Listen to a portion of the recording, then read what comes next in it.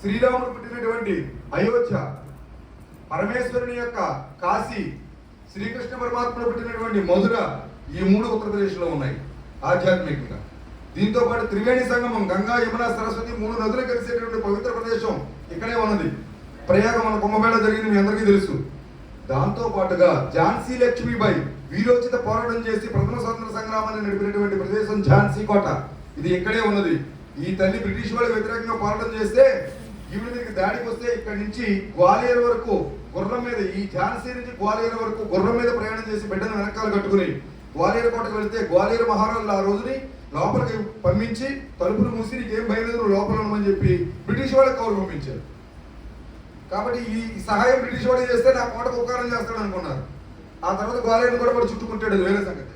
ఇక్కడ అమ్మవారిని చుట్టుముట్టి చంపేయాలని ప్రయత్నం చేస్తే ఈ గ్వాలియర్ కోట నుంచి ఇప్పుడు తప్పించుకుని కోట బురుదులు మించి కిందకు దూకేసింది. అప్పటికే యుద్ధంలో ఆవిడ ఎడమ కొద్ది పోయింది, అలాగే ఎడమ చేయ పనిచేయడం మానేసింది గాయాల కారణంగా.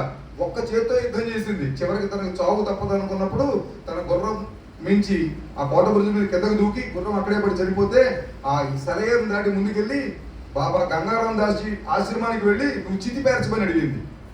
అతను ఆ రక్తం మడుగులో ఆవిడ ముఖాన్ని చూసి గుర్తుపెట్టాడు. అమ్మ నువ్వు ఝాన్సీ లక్ష్మీబాయి అని. అవును నేనే, మీరు చితి పేర్చండి అని. నీలాంటి స్వతంత్రం కోసం పోరాటం చేస్తున్న వీరవనితని నాయకత్వం వహిస్తోంది. కాబట్టి నీలాంటి దాన్ని నేను చెప్పుకోవడం నేను చేయలేనటువంటి పాపం అంటే ఈ దేహాన్ని బ్రిటిష్ వాడు తాకడానికి వీల్లేదు. వెంటనే పేర్చాడు చితి అని గట్టిగా గర్జించేటప్పటికి ఆ స్వరం చూసి భయపడైన చితి పేర్చాడు. అందుకే పద్మాసనం వేసుకుని కూర్చొని అంటించేయమని చెప్పాడు. చితిని అంటించేస్తే అది నిప్పుల్లో జోహార్ అయిపోయింది. కాబట్టి అటువంటి వీర వనిత ఈ దేశం స్వతంత్రం కోసం ప్రాణాలు వదిలేసింది గ్వాలియర్ కోట సమీపంలో. ఎవరైనా వెళితే గ్వాలియర్ కోట సమీపంలో ఆవిడ యొక్క సమాధి కనిపిస్తుంది. అక్కడ ఎక్కడ ఆవిడ అగ్నిగా ఆహుతి అయిపోయింది ఆ ప్రదేశంలో. కాబట్టి అటువంటి వీరవనిత ఝాన్సీ లక్ష్మీబాయి ఇక్కడ ఉత్తరప్రదేశ్లోనే పుట్టింది. భరద్వాజుడు విమానయాన శాస్త్రాన్ని తయారు చేసినటువంటి ఘనుడు. ఆకాశ సర్వస్వం యంత్ర సర్వస్వం అనే గ్రంథాన్ని రాశాడు. విమానాన్ని ఎలా తయారు చేయాలి, విమానాలు తయారు చేయడానికి 16 రకాలైన లోహాలు ఎలా తయారు చేయాలి, విమానాన్ని ఎలా నడపాలి, విమానాన్ని నడపడంలో టెక్నిక్స్ ఏంటి, విమానం నడిపేటప్పుడు ఏ పదార్థాలు తినచ్చు ఏ పదార్థాలు తినకూడదు, 8 అధికరణలు 500 సూత్రాలతో పుస్తకం రాశాడు. అందులో విదేశీయులు ఎత్తుకుపోగా మిగిలిన సూత్రాలు 37 సూత్రాలు మిగిలాయి. అది ఈవేళకి బరోడా మ్యూజియంలో ఉన్నాయి ఆ సూత్రాలు. ఏరోనాటికల్ ఇంజనీరింగ్ చేసేవాళ్ళు తప్పనిసరిగా రీసెర్చ్ చేస్తారు, వాటిని పరిశోధన చేస్తారు, పరిశీలన చేస్తారు. అటువంటి మహానుభావుడు ఈయన యంత్ర సర్వస్వం రాస్తే బాపూజీ తలవాడే ఆయన మహారాష్ట్రలో చౌపాతి మైదానంలో మొట్టమొదటిసారి 1892లో విమానాన్ని ఎగరేస్తే 1200 అడుగులు ఎత్తుగా విమానం ఎగిరితే అది ల్యాండ్ అయిన తర్వాత వేలాది మంది అందరూ చూసి కర్తాల ధ్వనులు చేస్తే బ్రిటిష్ వారు వచ్చి ఆయన అరెస్ట్ చేశారు. దీనికి సాయం చేసిన బరోడా రాజుకి హెచ్చరించారు. ఆ ఫైల్స్ మొత్తం లాక్కున్నారు. ఆ తర్వాత 1905లో రైట్ సోదరులు విమానాన్ని ఎగరేశారని చెప్పారు. ఆ విధంగా దుర్మార్గానికి తెరతీసిన బ్రిటిష్ వాళ్ళు అన్ని ఊళ్ళోనూ మనని అవమానం చేస్తూనే వచ్చారు.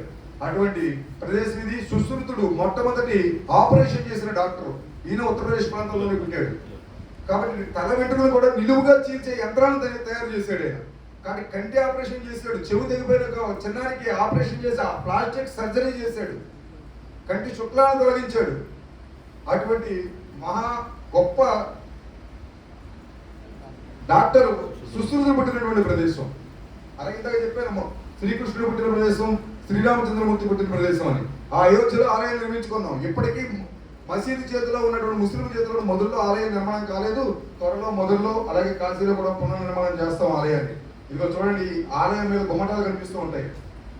కాబట్టి ఈ విధంగా దీన్ని కూడా ఆక్రమించారు కాశీ క్షేత్రాన్ని. ఈ పక్కకు వద్దాం. ఈ పక్కన ఉన్నది ఏంటిది? బీహార్. ఆర్యభట్టుడు ఇక్కడ ఉన్న నలంద విశ్వవిద్యాలయంలో వైస్ ఛాన్సలర్గా పనిచేసేవాడు. ఈయన పేరుతోటి, ఆర్యభట్టు పేరుతోటే విక్రమ్ సారాభాయ్ తొలి ఉపగ్రహాన్ని అంతరిక్షంలోకి ప్రవేశించాడు. ఎక్కడి నుంచి? రష్యా నుంచి ప్రయోగించాడు. అప్పటికి మనకి అవకాశం లేదు, అంత శాస్త్ర ప్రావీణ్యం లేదు. ఆయన ఐఎస్ఆర్ అధిపతి అయిన తర్వాత మనం ఇక్కడి నుంచి ఒక ఉపగ్రహాన్ని కాదు, ఒక రాకెట్ లాంచర్లో 108 ఉపగ్రహాలు ఒకే రోజున ప్రయోగించాం మనం.